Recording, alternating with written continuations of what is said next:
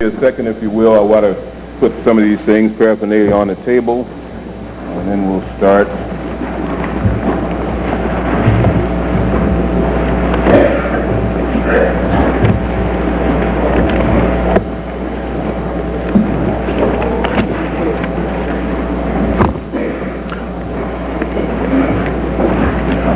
Are both of these mics active?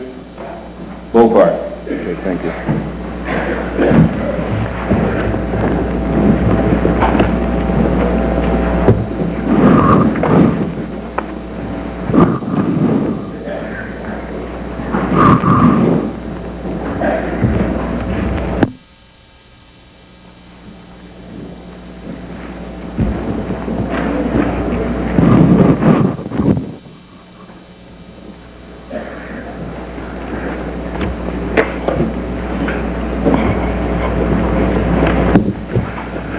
First of all, I want to thank all of you for making the trip out tonight.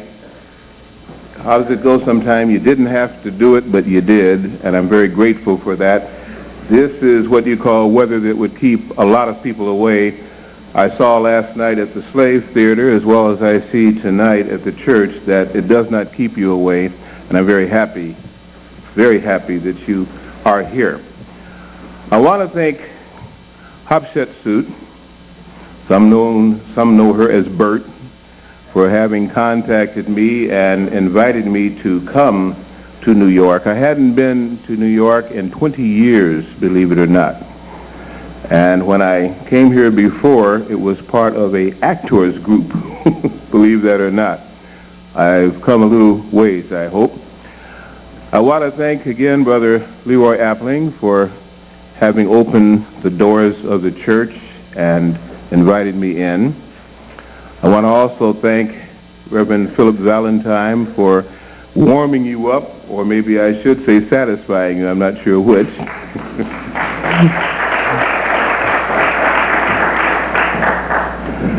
And I want to thank the people again at the radio station today for having had the faith to put on a person who's a little bit different and see what I could do during drive time. One of the other stations didn't choose to call me back. Obviously, they either didn't know about me or did, and therefore thought I wasn't worthy. So I do thank the station that did bring me in. I want to thank you for being here.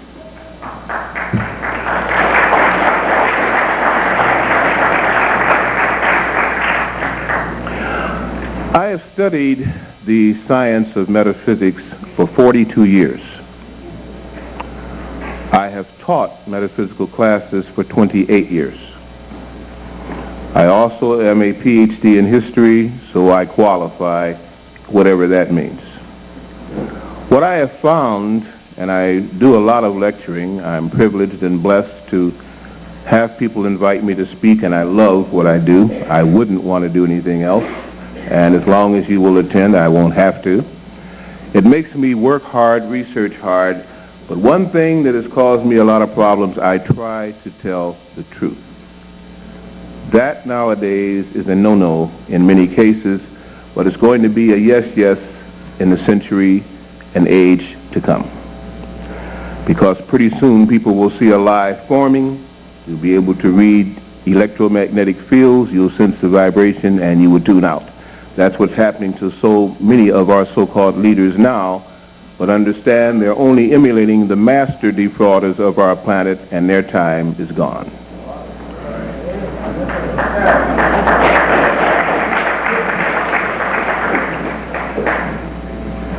There is a statement, paraphrased, if I may, saying something to the extent that nothing is so inevitable, so decisive, so irrevocable as an idea whose time has come. Yes, I know that's not quite it, but you got my message. The idea that this is a time where things are going to change, that something is about, that things are not quite like they used to be, is a vibration that everyone is picking up. I won't attempt to duplicate what Reverend Valentine spent a lot of time with, because some of you may already be into mental science classes or into metaphysical classes, and I love metaphysics, but you just were exposed to at least a half an hour of it, and I'll add my bit as I see fit, but you understand the general idea, which I do agree with. I had a privilege in 1960, and I've always been a Bryce man, very egotistical at one time, and I thought I was smart. And I had a decision to make. The decision was whether or not to pursue a corporate identity and make what I thought lots of money, or to get into a research on something that I knew nothing about, UFOs.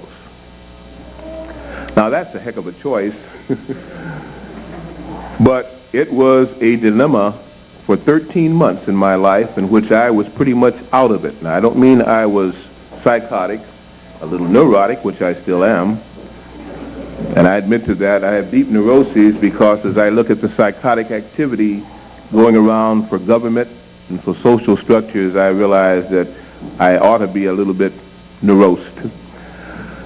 But the decision I had to make was one that I knew was in my heart, one that had to be found out. I wanted to know if UFOs existed. And why was that such a plaguing idea? What did that have to do with a corporate identity? Because if they did, then everything that the corporate world stood for would be folly, because they told me that there were no such thing as UFOs. No such thing as government experimental craft. No such thing as subliminal mind control. No such thing as history being anything but the truth. They told me a lot of things. I found out later, all they told me were lies. I will tell you this now, and many of you have been exposed to some of the best historians on this planet, and I do not kid you, you have been, that if you take the history that's presently being taught and you turn it around, the ones in the school systems, you turn it around 362 degrees, is that right? You get closer to truth. We've been fed a lot of lies, and the lies are not coming home to roost. The lies have come here in the form of extraterrestrials who are now influencing our government. You see, when you lie enough, you draw certain things to you. The Trilateral Commission, I'm sure many of you are experts on that, the Bilderbergers, the Council on Foreign Relations. This new world order is really not new at all. It's the same old warmed over stuff that we don't want to smell or deal with, and now they're going to give it to us spoon-fed. So instead of respecting us more, they respect us less. And that's good, because it makes the battle lines very staunch now. Starting in 1694, with William Patterson, the founder of the Bank of England, and Adam Weishaupt, professor at the University of Ingolstadt, they set up something that the Illuminati before them had been doing ever since they came to this planet. Control the people by controlling the pocketbook and the minds.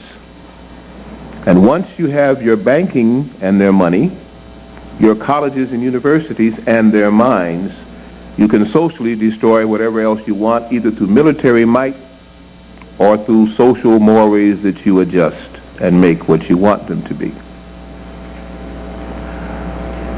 So, from 1795 to 1820, the Rothschilds,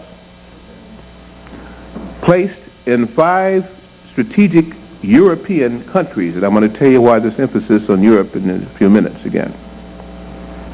5 sons who could do anything they want because they had unlimited stock certificates, credit cards, and banking control. And they began to influence those countries to bring about the old world order, business as usual. Germany, Vienna, England, Italy, and France. In 1906, at the Bilderberger Hotel, The Kuhns, the Loebs, the Rockefellers, the Warburgs, the Morgans, the Schiffs, the DuPonts, the elitists who live anywhere, spend anybody's money, and control everybody's lives, and have been doing so for so long that they think that their gods continue to do what they had been doing. We are told we have to be citizens of a country in order to vote. We are told we have to be citizens in the country to have banking interest and withdraw funds and to pay taxes. But you see, these people pay no taxes, but they legislate what taxes you pay. They set up a Federal Reserve Bank, which has nothing to do with the United States government at all, and you've been living that lie and paying those taxes forever, and it's all illegal. They do the same thing to every country and control the banking and political interest of all those countries because the money buys them off. They set up people and destroy people. They cause people to kill themselves. They cause people to kill their minds and their spirit, and that's even worse. So mightily have they controlled this planet with their talk of money, their deeds of purse strings, till they've turned grown men into little stiveling babies. Not because they beat them or so, but because they threatened to kill them economically. They turn women into prostitutes and whores for the want of the same money that they control and print as they see fit.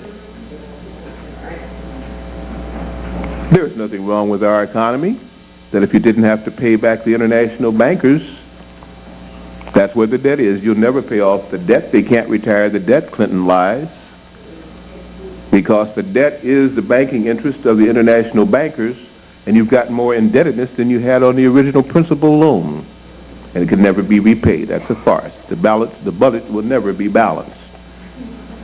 But they'll take every penny from you, the middle and poor, because you support all world governments. When there reaches a certain time in the history of a planet, certain things happen in the course of events that are recognizable.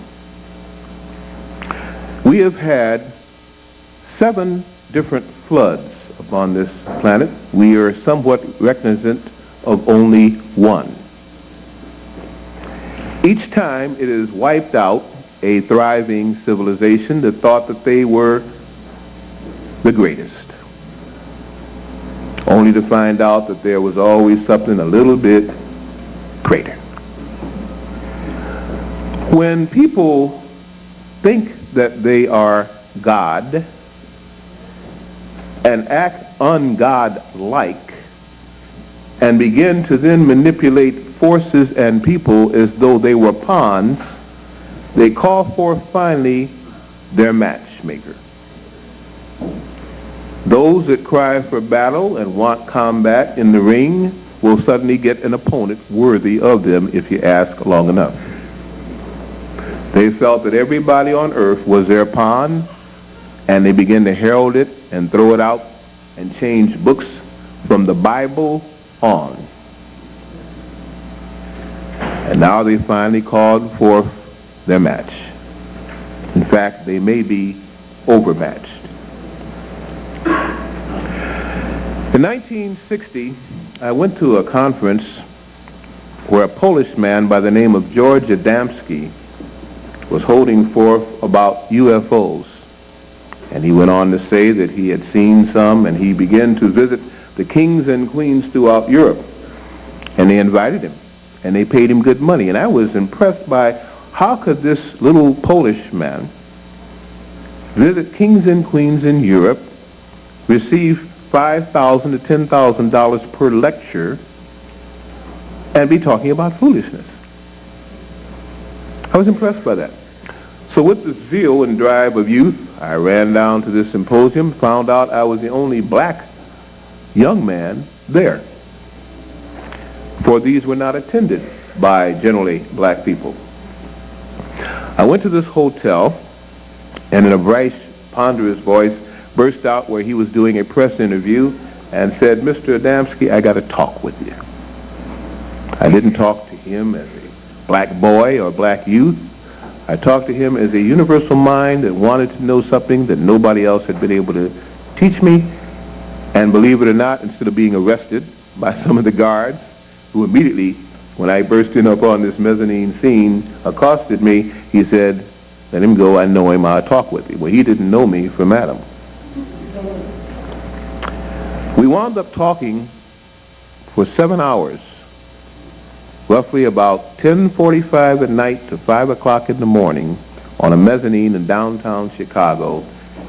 And I asked him all kind of questions, and I told him the reason why I asked, because of all the books that I had read about UFOs and extraterrestrials and how the races of man begin and all the things about that, his came closest to be what I thought might be truth, but I wanted to question him as to his veracity and why also he said he could not name the aliens that he met because it was not right according to universal law. Well, to make a long story short, and I have all of this on tape, some of you have asked me about it, it's right there on Close Encounters of the Fourth Kind. He's invited me back the next day. I was in school. I had no extra money. I said, "I can't come back. I came to this one because I wanted to find out," and I appreciate that. He says, "But you made some points and raised," because he was with a lot of charlatans, so-called psychics that weren't. I know what a psychic is, these words. And a lot of other things, again, that just didn't seem to fit. So he said, "Come back tomorrow. I'll have your way paid at the door, and I want you to see something for yourself." I said, "I'll try." As usual, I went to my couple of buddies, and as usual, the couple of buddies couldn't find time to go to a UFO convention. There was better things to do. After all, it was a Friday and Saturday night. You know about that, don't you? Sure you did. Having gone there, and I watched a 16-second frame showing UFOs zooming over a couple of buildings, and then a minute and a half segue showing 5 UFOs zooming around a Army Air Force fighter. And then he stopped it and detailed again, showing shadows and characters and so you can begin to get points of reference which anybody who's dissecting a film for fraud wants. And then afterwards, he began to chastise his audience by saying, well, this is not afterwards, in the middle of it, by saying, those of you who are with the CIA, and at the time the CIA was something that I wasn't familiar with, those of you who are with this and that, why do you follow me around? Why do you give me such a hard time if I'm actually saying nothing?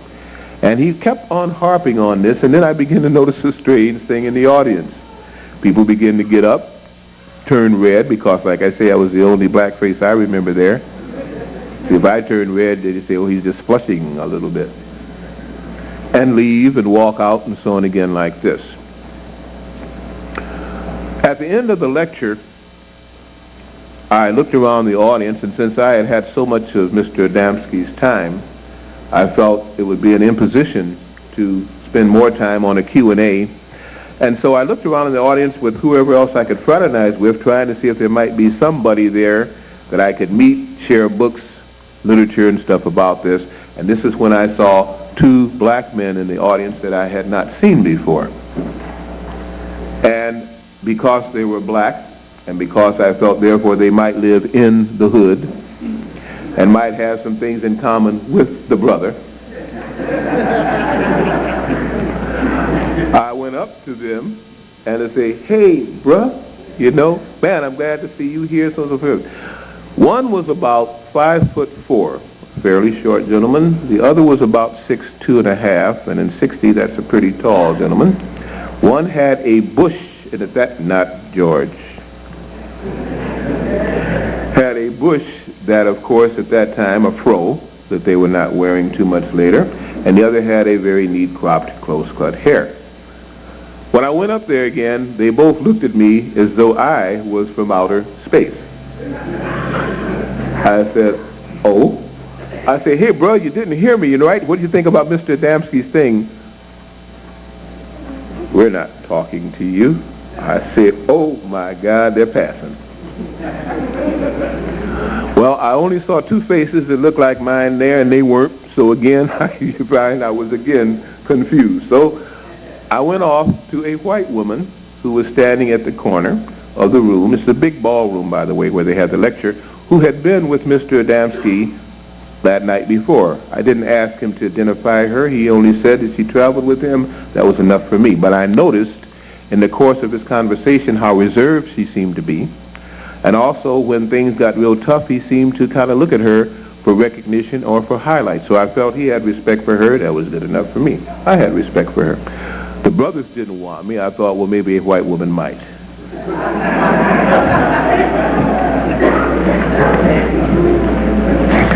I go over there, I smile, say, is it okay to talk with you a bit? Adamski's pretty busy over there, so on and so forth. She says, fine. We start talking. And then I notice her looking distinctly past me. Now, you're talking. I look people in the eye when I talk. And I'm looking her right in the eye, and she's looking past me, and she hadn't done that. It'd be last night or the day before. I said, why is this woman doing this? So I'm looking, I turn around. Guess who's coming up? All two of them. The brothers. Here they come. I said, daggone it. Soon as I start talking to a white woman, here come the brothers. So I had a chip on my shoulder by this time again. I'm giving you exactly as it happened to me in 60 to get you to understand the vibes of what I'm going to drop on you. Here they come, and of course I said, well, I'm going to make this short. I'm not going to introduce them. Lo and behold, I turn around. She is nodding. They're nodding. She walks away. I am outdone. I said, now, come on. Enough is enough. I said, you're leaving? He says, yes. Okay, now I got my high pants on, my hip pockets up high, and my lips out. And I got jaws that are pretty tight. So they came over and they speak. I didn't say nothing. So he says, I came a long way to see you. He says, I know that I seemed disrespectful, but I was very intent, and I was told I was supposed to meet somebody, and the person I thought that I was to meet was one of the questioners up talking to Mr. George Adamski. I found out it was not. It is you. Hello. I said, not now, bro. You had your opportunities. You don't step on me. First time, shame on you. Second time, shame on me. Any rate, we finally got past that, and something just came over me and said, listen and learn, and listen to what the man is going to say. So I said, well, okay, you're here to answer any question I have? He said, yes. I said, yeah, and he's here to what, supervise it? I get very smart alecky at times, okay? He said, no, but he's here to observe. I said, great. I said, well, what am I supposed to ask? He said, you had a lot of questions last night, some of which Mr. Adamski didn't answer, but you have none now. And I said, well, I hear what you said. I said, but if you treat everybody that you meet the way you treated me, then you have a pattern of ego that I might not even want to trust. He says, you are brash. I said, yes, I am. Then became a episode in my life that has changed my life forever, caused me to make a decision to go into metaphysics rather than into the corporate world, and caused me to voraciously study and meditate almost now on a daily basis, and I'm so happy it happened I don't know what to do. Not only did I lose time while in the presence of these brothers, but I time traveled because I saw that place there as it probably looked at least 90 years before when it was first constructed, and little old men with the little, I know you probably don't even remember this, you may have seen it in the movies, where to unscrew bulbs you had to set up a little thing like this, an extension, and twist them. You know what I'm talking about? Okay, saw all of this as I'm standing there talking to him, so on and so forth again. And one of the questions I had asked him was, what was time?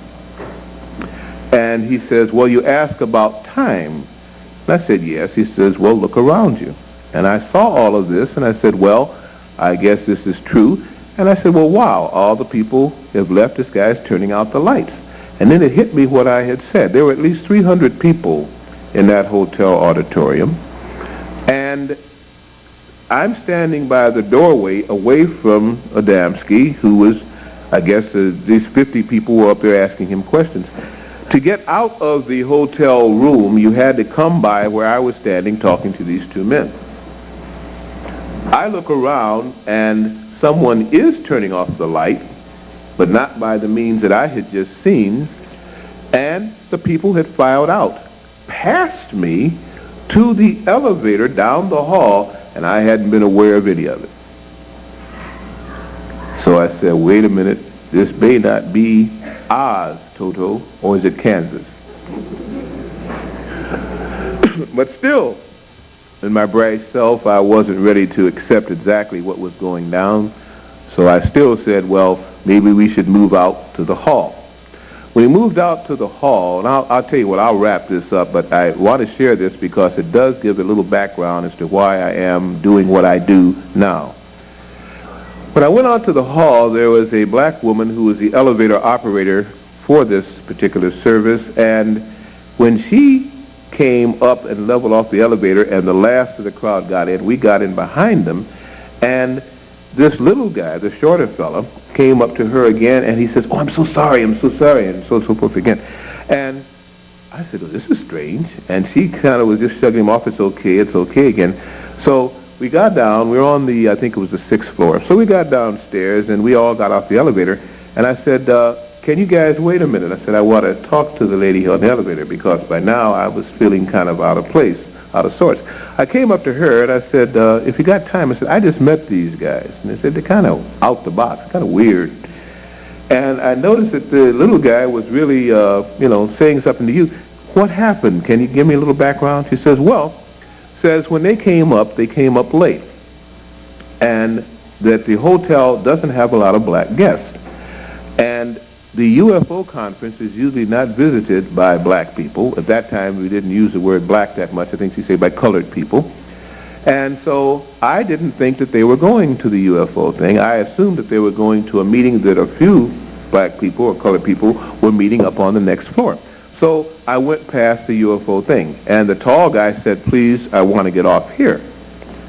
So I stopped the elevator, brought it back down, and at this time one of the white men on the elevator said again something about niggers, sticking together, so on again like that. And he was angry because I had brought the elevator down to let these two black guys off and had, I guess, whatever again. So I just took it, this is the woman talking now, she said, I just took it with a grain of salt per se. He says, but the little guy just seemed to just go off. When he said niggers, he looked, he jumped at the guy, almost leaping across the floor. Then he stopped. He said he was shaking. He turned and looked at the big guy, and the big guy just kind of put his hand on his shoulder, and the guy just stood there. And he was looking all around. He says, I'm so sorry, something. Said the big guy just escorted him on out, and they left. So I said, well, you mean they'd never heard the word nigger before? So he says, well, not the way he acted. He didn't seem to even understand it or comprehend it. So I said, well, okay, these guys really are weird. I said, but maybe they come from some part of Africa, and they're not used to this kind of thing. So, in the presence of these men, I had time predicted 15 minutes before an incident happened. I asked him, what was a Negro?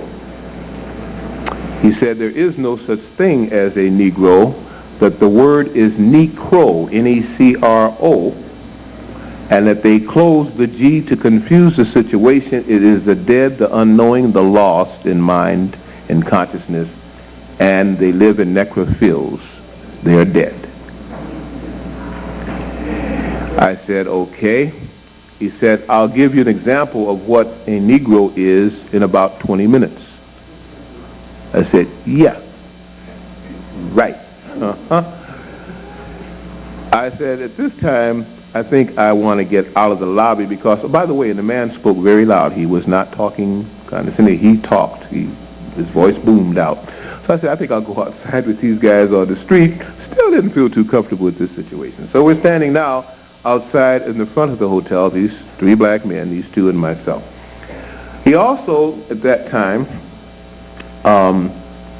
well, I'll have to explain to you how this really hit me.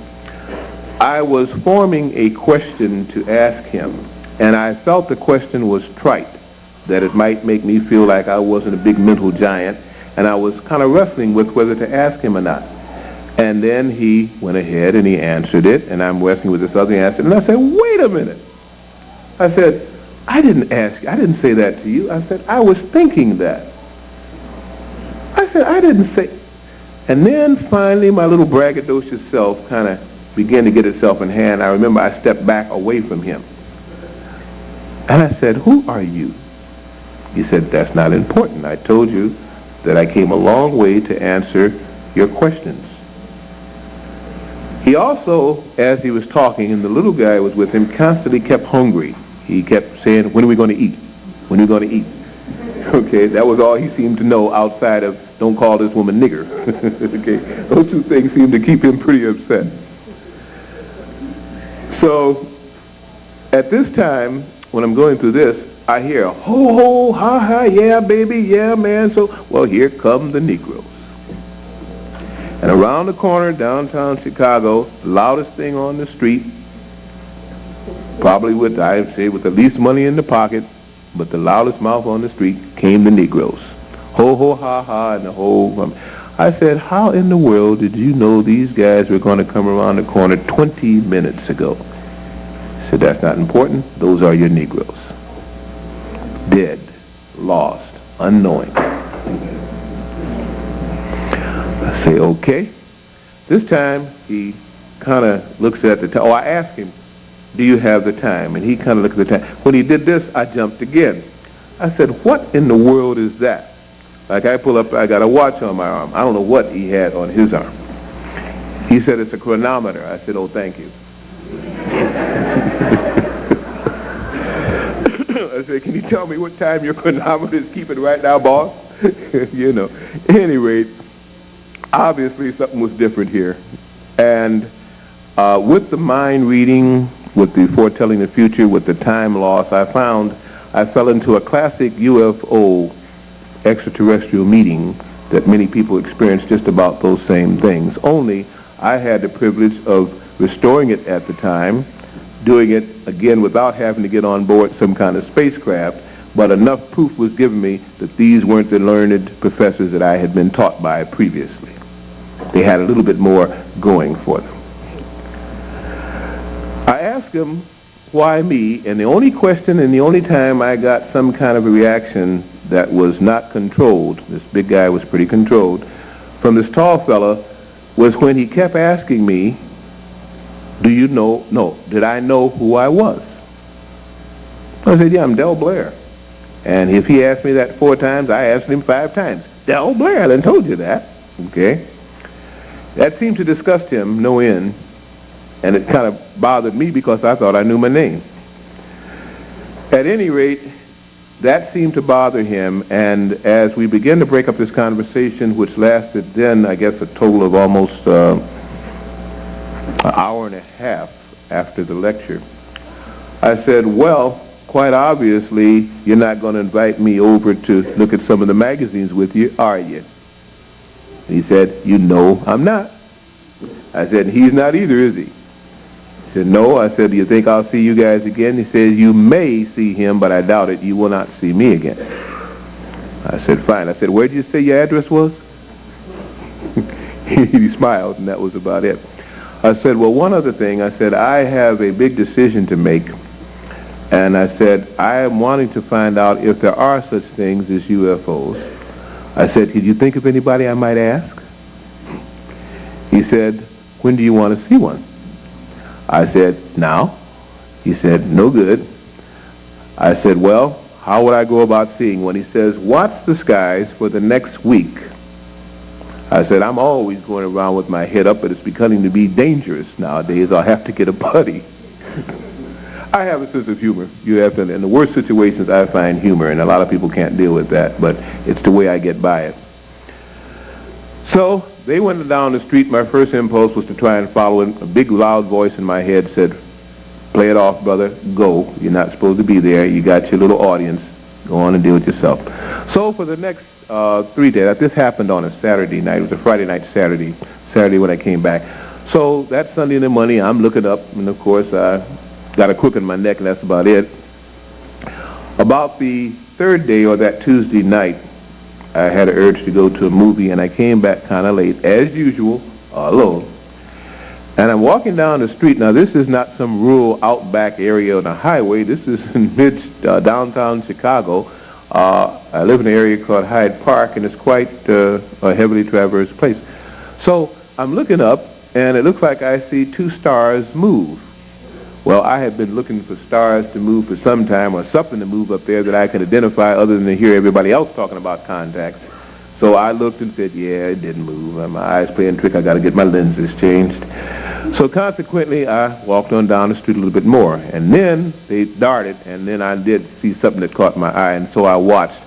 And three of these stars came down in a linear thing like this, and then kind of not too fast, but not too slow either. They're moving maybe about 30 miles an hour. And they kept up perfect formation. If you've seen the movie Close Encounters of the Third Kind, how many have seen that movie? Well, that's just the way that Delbert represented it, like they kind of moved when they came to Devil's Mountain and this kind of thing. That's exactly how these three stars dropped down and came across. I'm sharing this with you, and I talk about it now. I didn't talk about it for 18 years. I'm telling you where I'm doing all of this, so you won't have to ask a lot of questions about my background on this. I'm giving you the full details. When these UFOs, or whatever they were, came over, I could tell that the way they were traveling and the way I was walking, they would go by a bank of buildings, and I wouldn't be able to see them because of the rooftops. But it happened in the block that I lived in. So I had two choices: to run back to the corner, run around the corner, get to the alley, run down the alley where the backyards were open, I could see a clear view, or run up into my apartment, run through the house, and run out the back door and see them. Either way, I thought I was going to blow it. So my decision was to go up in the house. So I raced up the stairs, so on and so forth. Again, I was a newlywed at that time, too. Raced in the house.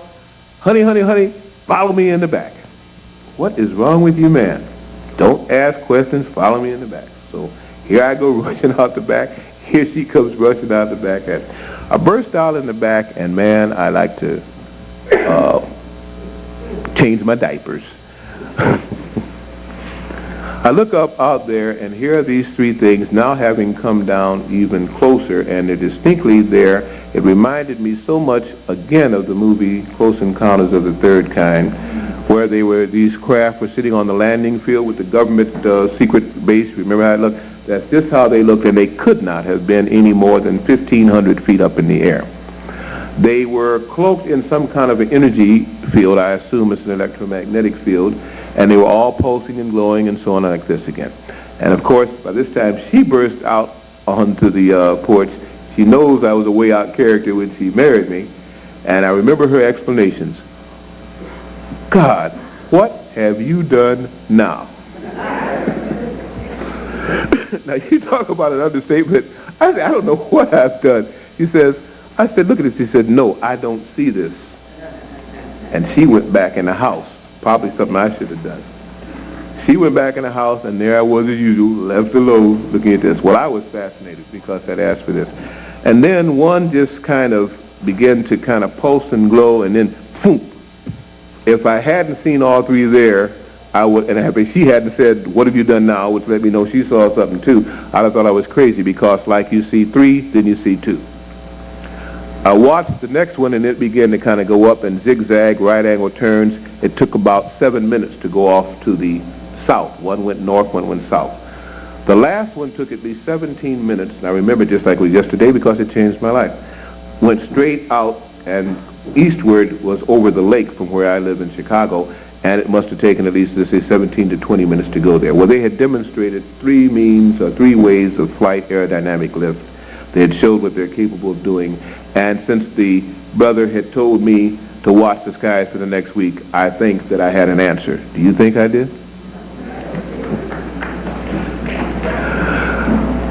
Up until that time, I knew that all extraterrestrial UFO occupants or whatever were white.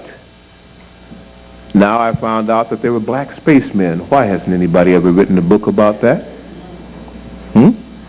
One book written by one man, the Honorable Elijah Muhammad, talking about the mother plane.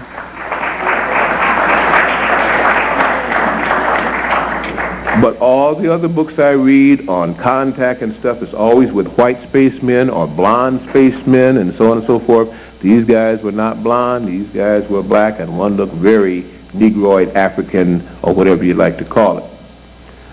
It let me know that maybe I didn't have to search in another race for my angels, that maybe some were black and with me then. But at any rate, after that, my life took an entirely different course. I was able to read and remember things voraciously, and I lost a lot of the braggadocio and ego because I had seen what real ego was and real talent was, and I wanted to duplicate some of it and didn't know if I'd have the privilege. From that time on, I've been saved from 2 major accidents by miracles. I have been taken, and because they told me where could I learn more about it, they said go to a metaphysical bookstore. I said, what is that? And I say, well, okay, I've been studying things about UFOs, but what is a metaphysical bookstore? I found that my trigger, and some of you may know what your cosmic trigger is too, was chili. Whenever for 15 years I got a craving for chili, I was going to have a metaphysical experience. We all have our triggers. And one of the first times where that happened that I could identify was on a day when I was getting off from work a little bit early. I'd finished up my work a little bit faster, and I got this overwhelming desire for chili. And when I finally got to the place where the chili was, there was no parking space. And my stomach began to go crazy. If I didn't park that car and get that chili soon, I was going to die. So after going around the block twice, waiting for a stoplight, I said, the next spot I see, that's my car in there, I'm getting me some chili. I zoomed into a no parking zone by a bus stop, by a fire plug to get me some chili. Got out of the car, looked at the chili parlor across the street, and wound up walking around in front of my car because something like a goldfish bowl, is the only way I can describe it, seemingly came over me. It was like I was encased in some kind of a field. The only way I can explain it to you is I was in a goldfish bowl. All the thoughts and hunger pains for chili left. The chili parlor is here. I walk around on the curb. What do I see when I walk around on the curb? Occult metaphysical bookstore. I'm in a church. I hope those words don't throw you off. Occult only means hidden. Metaphysics means above. Metaphysics is above science. There, all the books that I'd ever wanted to get hold of in my life were available, but the place was so small that under normal directions I would never have found it. Squares in between a tavern and a supermarket. And it's all dark, a little candle burning in the window. I said, oh no. I said, now all I need is for some little old man to come up and say hi. Guess who came to dinner? The little old man, wizened, white-haired, came up. I said, no, guys, you don't have to be so dramatic with this mess. I said, okay, here's a sign on this metaphysical bookstore's door, knock for admittance. Big bold sign outside, knock for admittance. Fine. I took my hand and went to knock. And as my hand approached the door said, ding. Well, I had seen some things about one step beyond and all like that, so immediately I wanted to turn around, go back to my car, get my chili, and do what I had started to do. But of course, you know I didn't. So I went in there, and that's when I was first exposed to what metaphysical books really were. All the books that I'd only heard about before were at my beck and command. And the guy said, welcome, I've been expecting you. I said, yeah, I know, and you know my name? He said, yeah, DR.BLAIR. I said, yeah, this definitely ain't Kansas. So from that point on, my journey was in full force, and I have read probably more metaphysical material than most people are going to see in the next 10 years. I've had to read it voraciously at rates that sometimes I didn't even understand how I was taking all of this stuff in. And as I say, my life was changed, and I have been interfaced for and defended by whatever these presences are, even when I didn't know it, because I found out some things that could have happened that I was just, by doing other things, I averted. Why did I go into all of that? Because I'm hoping this would not be my last trip to Detroit, and I want you to understand that for those of you who first came up. I'm sorry. I just left Detroit. I just left. Now that shows you where my mentality is. To me, all cities are the same. What I'm saying by that is that there is no place I go that I don't understand and see people and interface with them. Everybody now on this planet that I'm able to go to is searching for the same thing. And they're searching for it, having to sometimes give up some of the things now that they used to think was important to find a new reality that they can live with in spiritual development.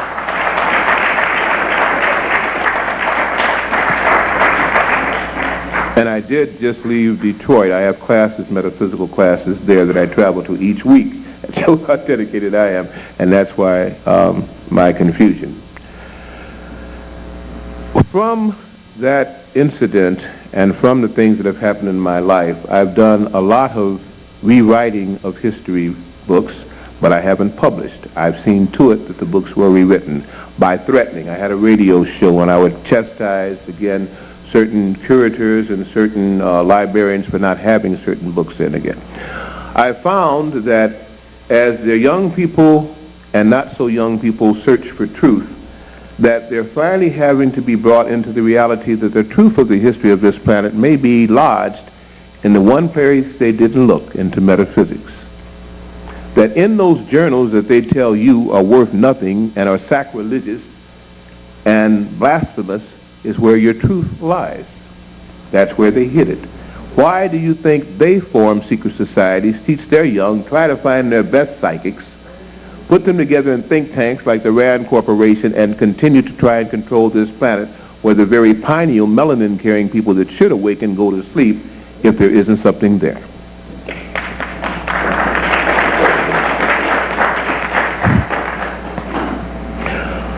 I found out the truth about melatonin, and I will share with you a secret that I normally would not even share until some of you were at least enrolled in my classes, but time is speeding up, and the truth has got to be shared more and more, or we're all going to lose this planet.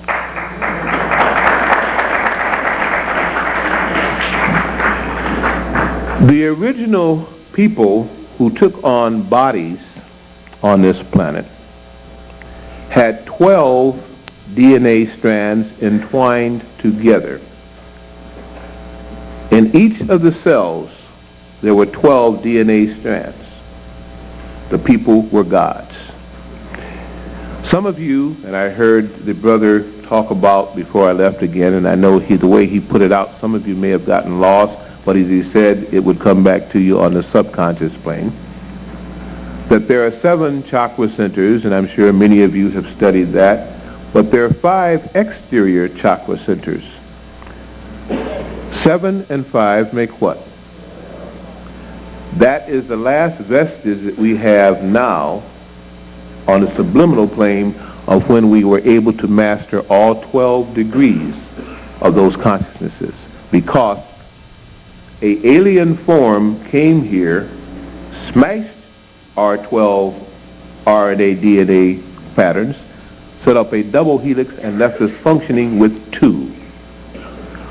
From a system with people who could take 12, and if any of you are geneticists or understand anything about RNA and DNA valences, and so, if you have 12 strands of DNA, and now we only have 2, and one of those has a helix that isn't operating, this would simply mean like this. You had a computer that had endless programs and a coaxial cable with endless power. You could put as many programs into that computer as you had time to spend studying your computer. And then somebody came and outside of 3,000 programs left you with 2. Do you think you would have lost something? That is what the black man feels when he cries out and can no longer do the things that inwardly he knows he's supposed to be able to do. He misses his 10 other DNA strands. He doesn't even have the master programs to access the file anymore because the helixes are broken. Now, the key to restoration of the 12 strands is in the Kabbalah. Why? Because that symbol represents a double melatonin molecule. Just that simple. Look it up. With, as the brother just talked about, again, before I came, Reverend Valentine, with the new vibrations, the new electromagnetic energies coming in now past our sun, which used to filter them out, but now is allowing them to come directly to us, with this new radiation, with these new gamma rays coming in, this is agitating the membranes and causing what they call now garbage DNA. How many have ever heard that term? They even teach it in some of these stupid schools, garbage DNA. Huh? Okay. There is no such thing as garbage DNA. That is the fractured thing that an intelligence that took over this planet caused to happen to its spiritual people. So they had to learn a lesson. This garbage DNA are now entwining, vibrating, and that's why you're out here tonight in spite of the ice and snow. And the person that asked me on the air about UFOs, I didn't even mention the subject, let me know that you were ready. And therefore, I'm going to take the chance and tell you some truths that most of you are still researching. I'll save you some time in hopes that we can get on with the job that is needed. When these garbage DNAs now become the restored 10, the 12 lost tribes, the 12 lost strands, and come together once more, they can create the 13th anomaly, the 13th planet that blew itself off, causing all of our problems in this solar system in the first place, and whose denizens have now reincarnated here, giving us the hell we're catching.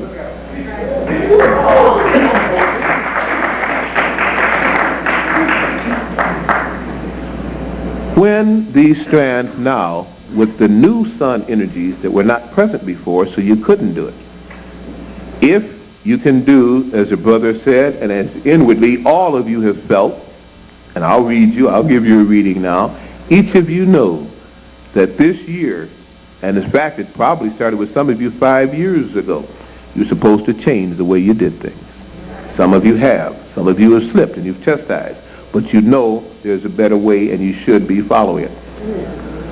Some of you have fought like mad to get active in politics and you've tried, but you know no longer is it really valid and there's a better way, and I got to spend some time with that too. Some of you have dropped out of some of your churches, not because you didn't love the choir, not because you didn't love the fine clothes, not because you didn't like the people, but the soul food was missing. It was not cooked right.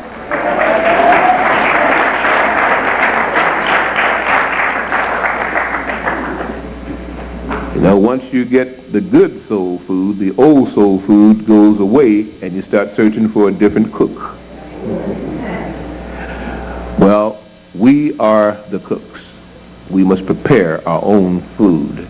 Therefore, nobody can take anything away from thou and thee that present and prepares your own table. No longer will they be able to take away a church or a leader. You will become the church and the leader. You always were, you just didn't know it. Now you must awaken to that concept. And for those of you, be they mother, father, sister, brother, husband, or wife, who cannot take that stand with you, do not denounce them, but do not wait for them. The planet needs you now.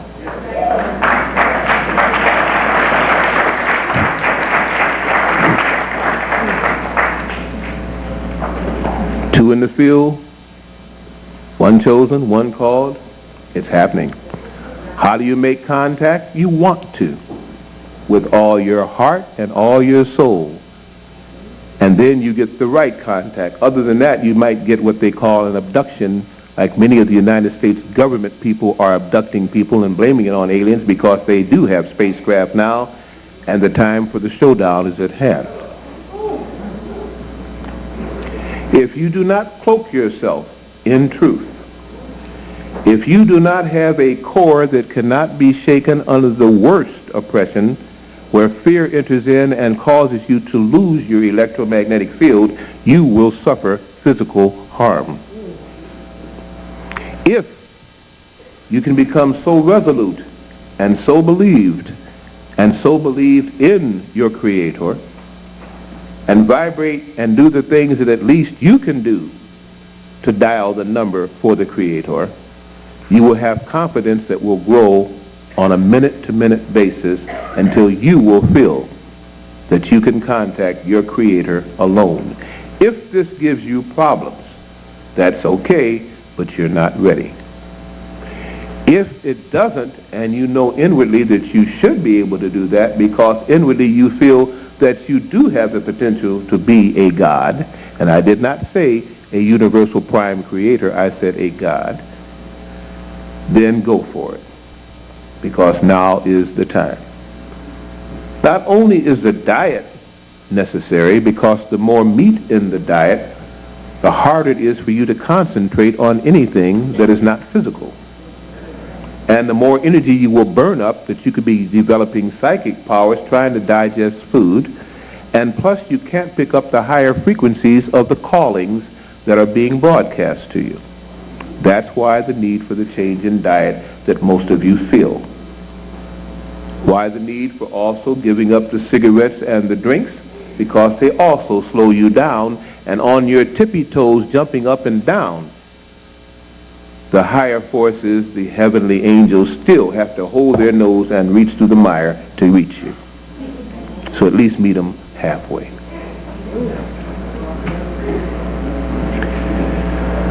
The thoughts that you hold as you sleep, as you wake, as you traverse and go about your daily occupations, as you do everything, are pretty much constant and reach a certain frequency, because some of you will not slip past a certain thought progression. You only go so low now. And anything that threatens to take you past that, you will reject. That's why you're having to reject some old friends, and you're fortunate if you get one a lifetime, some old philosophies, some old habits, and reaching out and jumping out into space where you're not sure what's there, but you know something is telling you if you're going to do it. Whoop! There it is.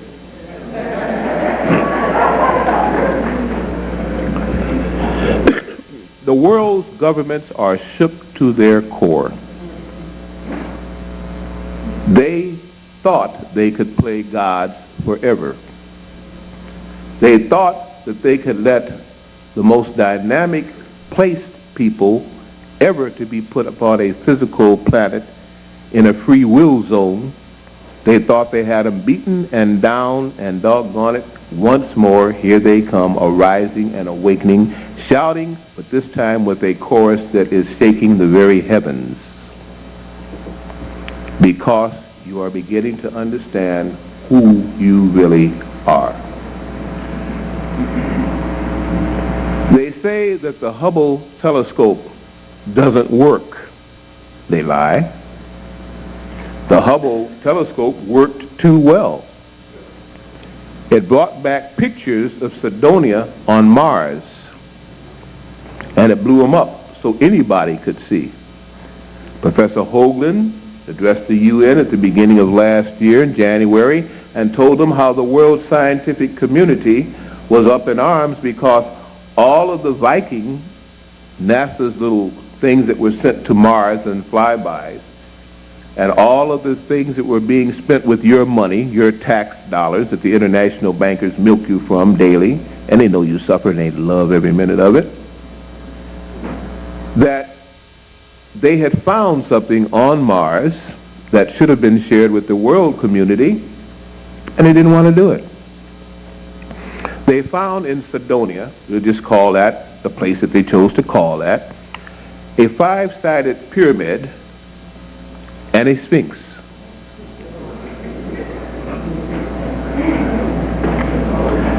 They found on the moon 3-sided pyramids and a sphinx. They found in the Giza Plateau a 4-sided pyramid, 7 of them, and a sphinx. And they began to try and put their geometric patterns together to see, could there be an alignment? Could there be something about this? Could there be familiarity here?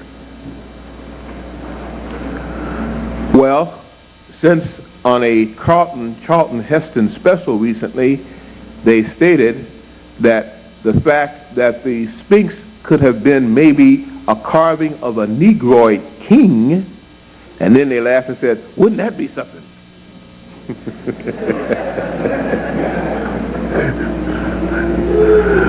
So they said, no, it can't be. So Hoagland and Heston agreed that it probably was just of some kind of a lion god, a lion man.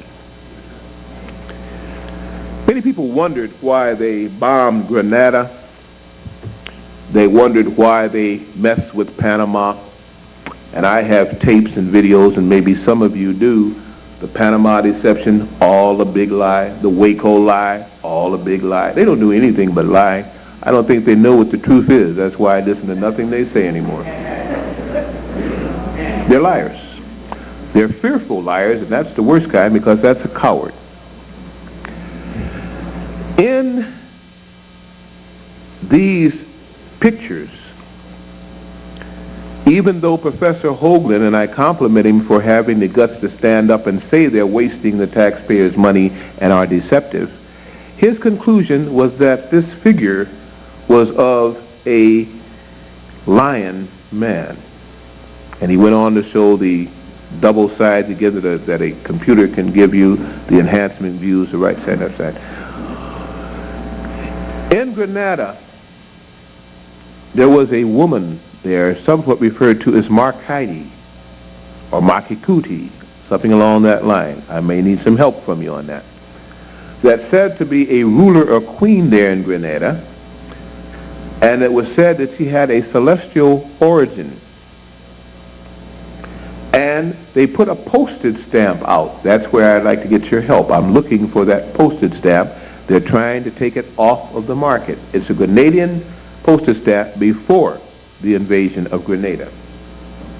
There they tried to bomb out all of the little areas that still talked about this queen, this mother, this female figure, because I saw done for me, and I want to do it for you because I don't have the stamp yet, but I'm looking for it. When that postage stamp of that woman was put over the Sidonia Pyramid complex on Mars, it matched perfectly. It was the figure of a black woman. If you think a white man has problems dealing with the superiority of a black man, think what he goes through to see a black woman's face looking back of him at his telescope.